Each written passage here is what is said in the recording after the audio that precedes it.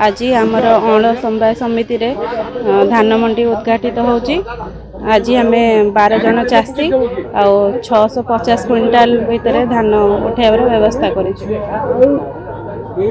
चलित वर्ष धान रेट बढ़ी सरकार कन्नी छन्नी बंद कर चाषी को उपकृत व्यवस्था मंडी कर धान मंडी रे धान टेस्ट हम टेस्ट है धान उठब मॉइस्चर आउ एफएक्यू धान मॉइस्चर टेस्ट हम आउ एफएक्यू धान उठब चाषी व्यवस्था सुविधा व्यवस्था अच्छी आज्ञा अच्छी पानी पीवा व्यवस्था अच्छी व्यवस्था आज्ञा। आज आमर अण समवाय समिति रे धान मंडी उद्घाटित होची।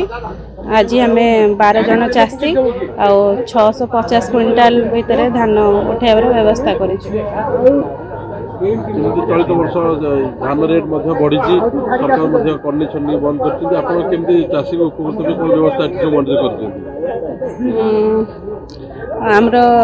धान मंडी रे धान टेस्ट हम टेस्ट है धान उठब मॉइस्चर आउ एफएक्यू धान मॉइस्चर टेस्ट हम आउ एफएक्यू धान उठब